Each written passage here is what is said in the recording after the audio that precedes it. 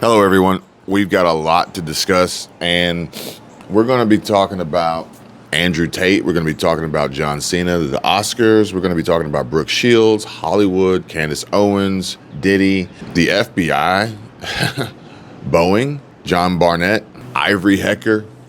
Honestly, I almost have lost track of everything that I really want to bring to you guys because as I begin to peel back the layers of this onion, it just keeps going and going and going. It gets deeper and deeper and deeper. It gets darker and darker and darker. And I'll have to recall a clip from a few weeks ago from somebody's TikTok or Twitter account that you guys probably remember, where this trucker who initiated the NYC trucker boycott protests and what he had to say. Check this out. I'll tell you what, you fuck around and find out, okay? Yes, folks, that is in fact correct. Fuck around and find out, okay? Because essentially that's what's happening, or at least that's what we think is happening with John Barnett, who, if you pay attention to what he's saying or what he said and what he had to say, his behavior, his body language, his mannerisms, he didn't really look like the type of person who was uncertain about what they were talking about or afraid to speak their mind. Hello, everyone. Great to be live with you. A Boeing whistleblower has been found dead in his truck just as he was set to enter day 3 of testimony in a lawsuit against Boeing, who has a monopoly on airplanes. Chances are, if you're flying on a commercial airline, you're flying on a Boeing plane. Now, this man blew the whistle about safety issues. This happening as the Department of Justice is announcing an investigation into Boeing. Boeing is under attack by our own federal government, and this man is spreading the word about these issues, and now he's dead. Afraid to speak their mind. Now, he says something rather interesting at the end of this TMZ clip that I pulled up, and it paints a very clear picture on how this game works, how this system works, okay? You either get with it or you get lost, basically. And he was reprimanded for doing his job. Pushing back defects to our suppliers.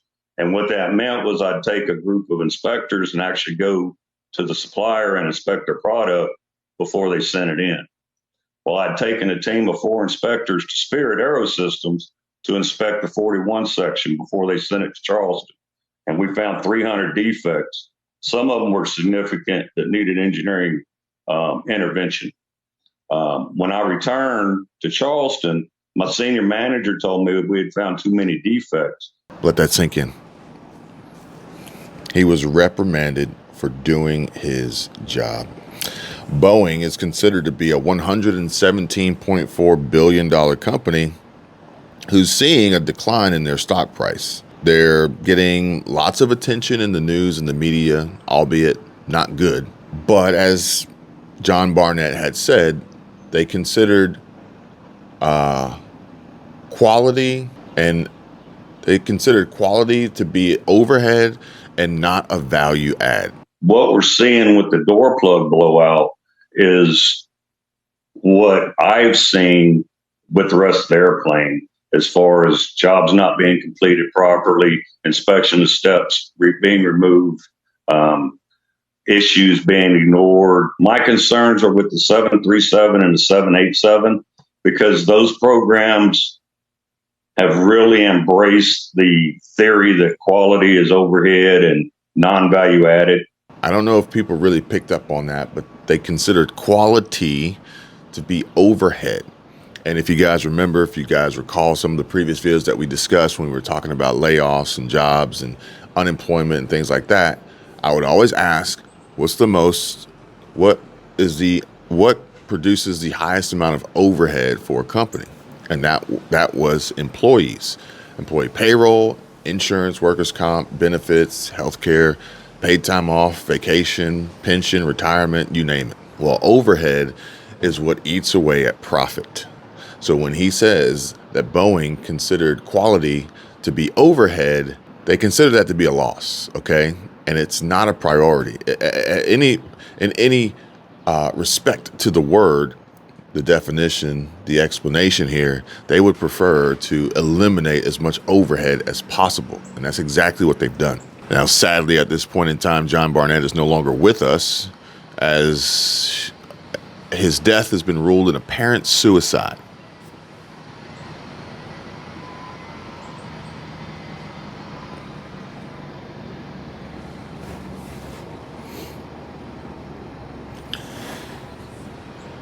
But I got to tell you guys, these are parts of a whole. And you may say, well, Kevin, how can you make the tie? How can you make the connection to Hollywood and Boeing and John Barnett? Well, it's because I believe that this is all part of a much bigger system, a much bigger plan, with some really, really powerful and dangerous people that really don't care about you or I. They only care at this point in time, in this moment, about their wealth, their money, which ironically just kind of doesn't even really make sense, because the amount of power and control that they have, they don't need money. They could do whatever they want and get away with it. They don't need money. But for some reason, money is still tied to it. And respect. I think respect and dignity is tied to it as well. We got a clip from Andrew Tate and his brother Tristan Tate, and their response or immediate reaction to the Oscars and John Cena and his apparent best costume. I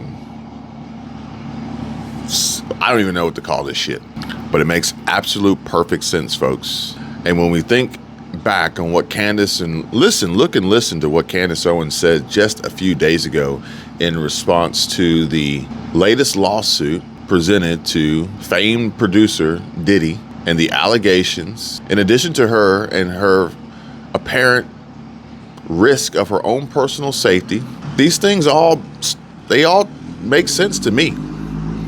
They all go together, they all tie together to me, and how this works, or how this game is to be played, and what the objective is, and who will be harmed and hurt in the process.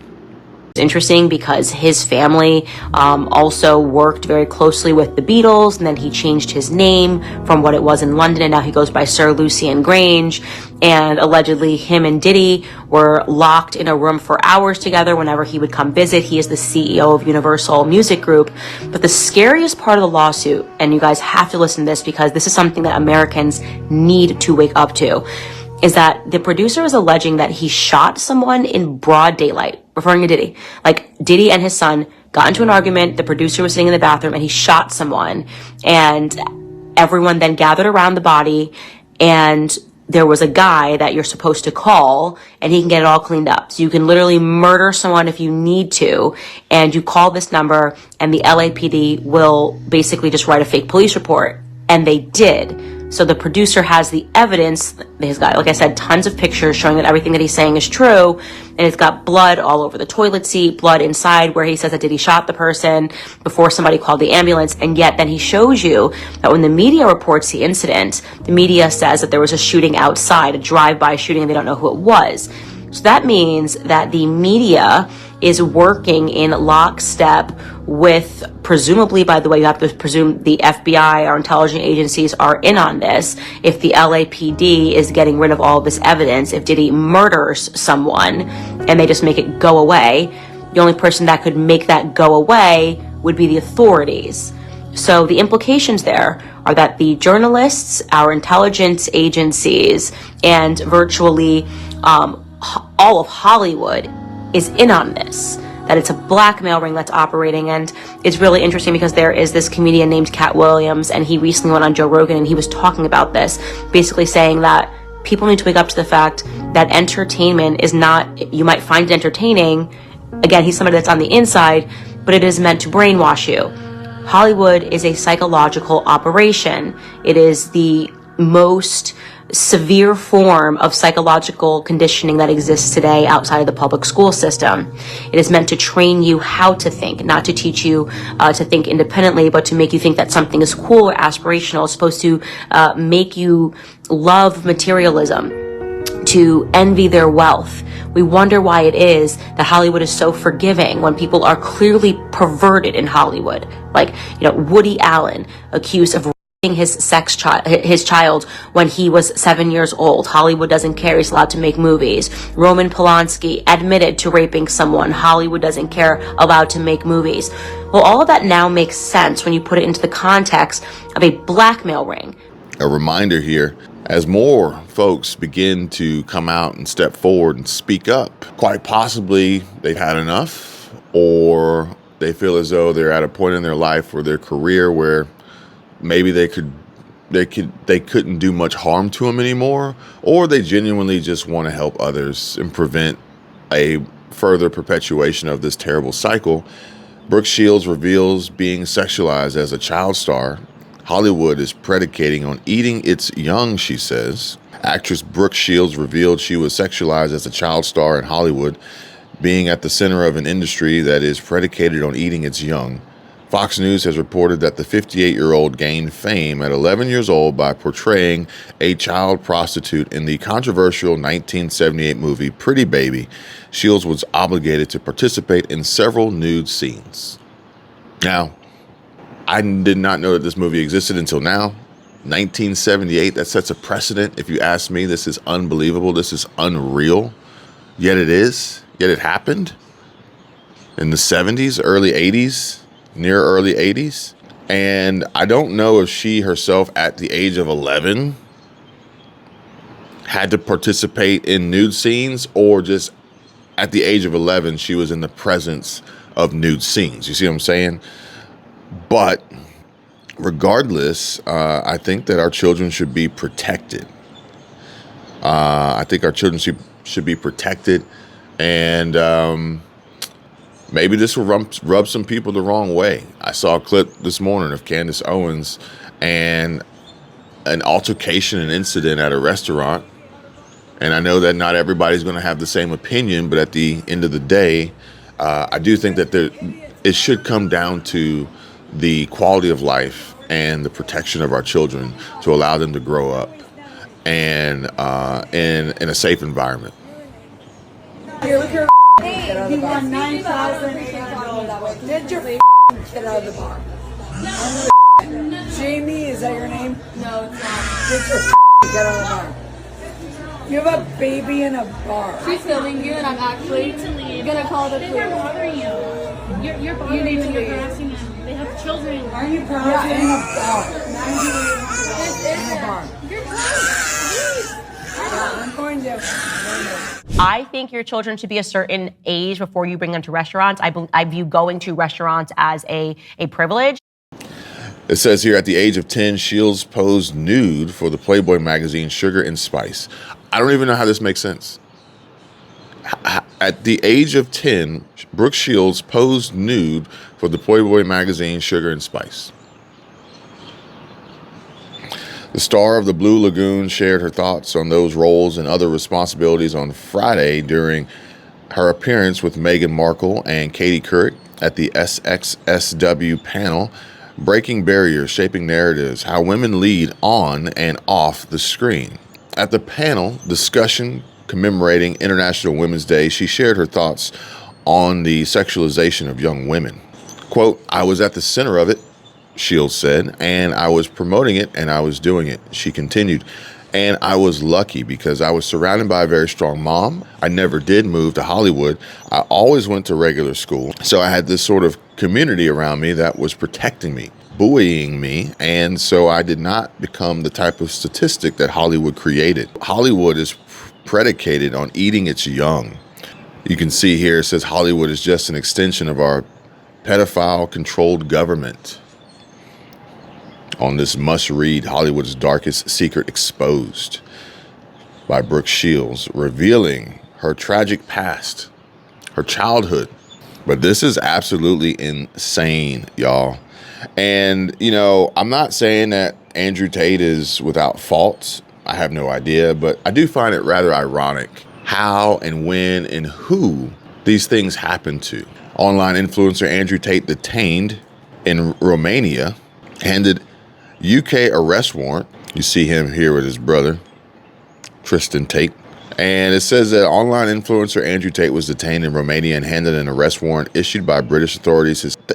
Andrew Tate, 37, and his brother Tristan Tate were detained Monday evening for 24 hours on allegations of sexual aggression in a UK case dating back to 2012-2015.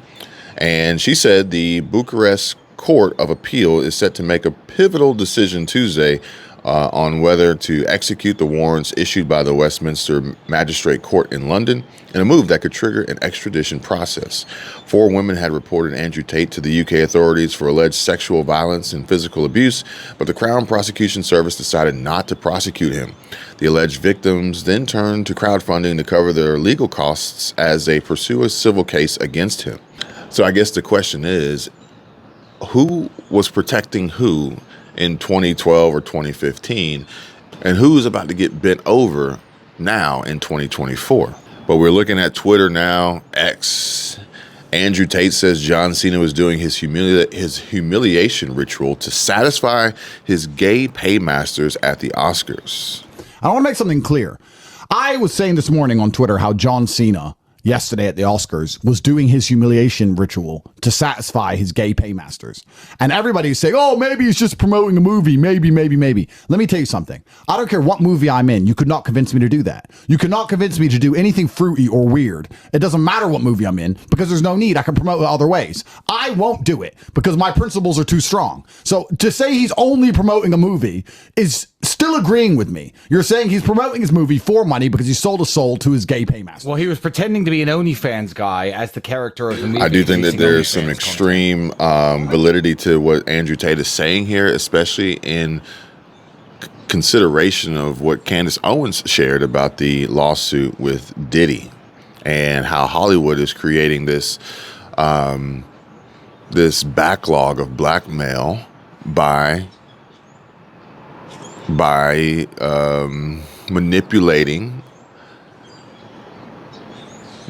seemingly straight and heterosexual men to engage in homosexual acts that they can then use against them,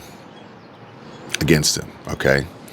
And it's not just, I'm just going to leave it at that. I'm trying to keep this channel alive and not get it taken down, so I'll just leave it at that. I may go into greater detail on Patreon. And we see here... One, this is not a 737 problem. It's a we Boeing. see here the latest new 62-year-old Boeing whistleblower John Barnett found dead in his truck after he didn't show up for a legal interview linked to a case against Boeing. Barnett worked for Boeing for 32 years and retired in 2017. After retiring, Barnett spoke out about how Boeing was cutting corners on their airplanes. Just days before his death, Barnett gave evidence in a lawsuit against Boeing. Barnett accused Boeing of deliberately fitting substandard parts on their aircraft. He also accused Boeing of having faulty oxygen systems, saying 1 in 4 breathing masks would not work in an emergency situation.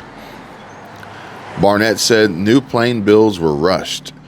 When he brought his concerns forward, they were allegedly ignored by the company. When he died, Barnett was in Charleston for interviews linked to a case against Boeing. He was supposed to come back for more questioning on Saturday, but did not show up. Inquiries were made to his hotel where Barnett was found dead in his car in the parking lot. Police are investigating Barnett's death, but say he died from a self-inflicted wound. The video below was a recent interview Barnett had with TMZ. Totally normal.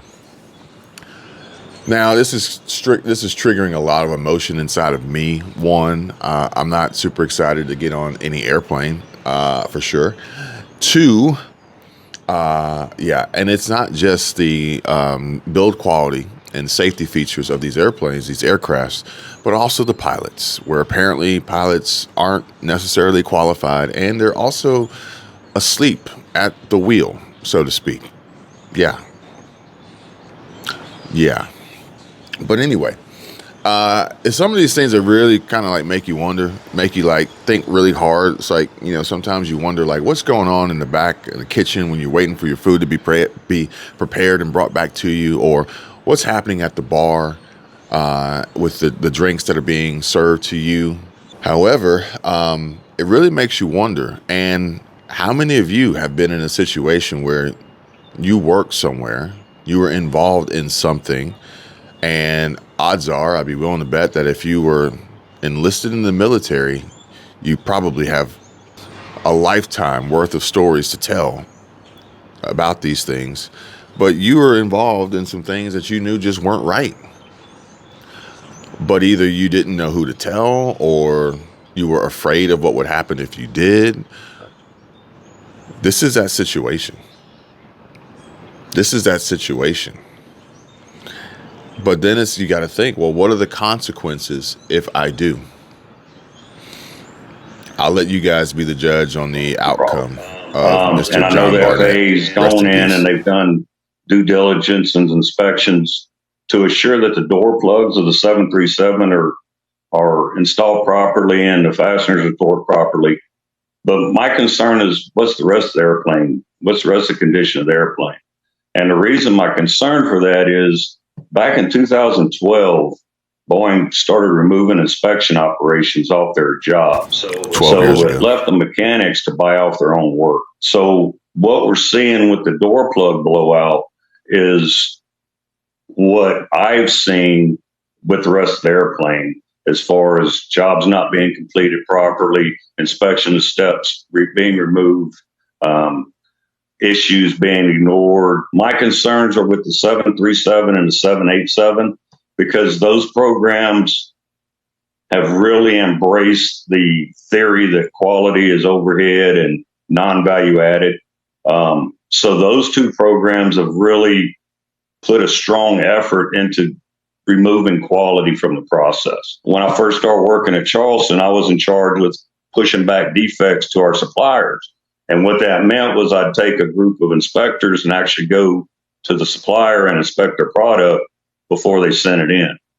Well, I'd taken a team of 4 inspectors to Spirit Aerosystems to inspect the 41 section before they sent it to Charleston. And we found 300 defects. Some of them were significant that needed engineering intervention. When I returned to Charleston, my senior manager told me we had found too many defects and he was going to take the next trip.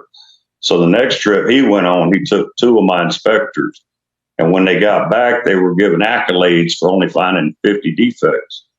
So I pulled that inspector aside and I said, did Spirit really clean up their act that quick? That don't sound right. And she was mad. She said, no.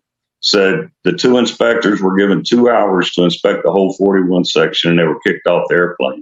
Just another coincidence.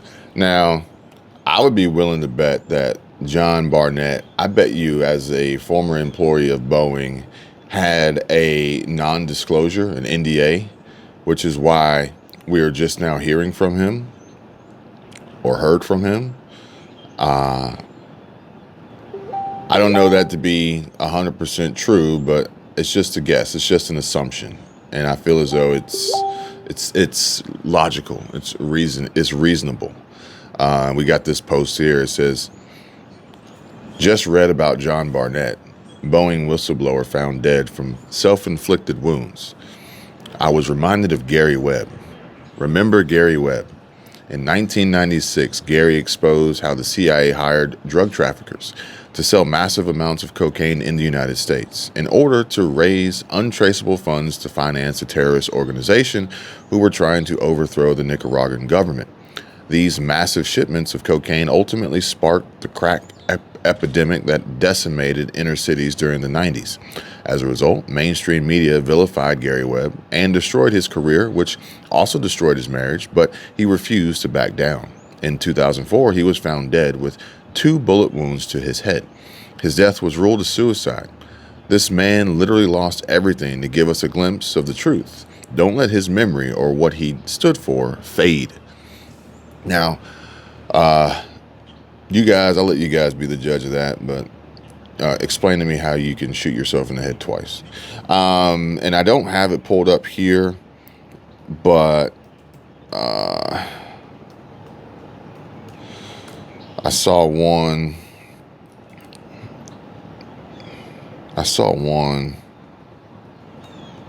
earlier this morning, and it said, oh man, it's talking about Haitian cannibalism just started. Oh, here it is. No. It says cannibalism. Who's coming up with this sick shit? But then there was another one, and I think it said, what is this? What is this hiding? What is this covering up? It might have been what I saw.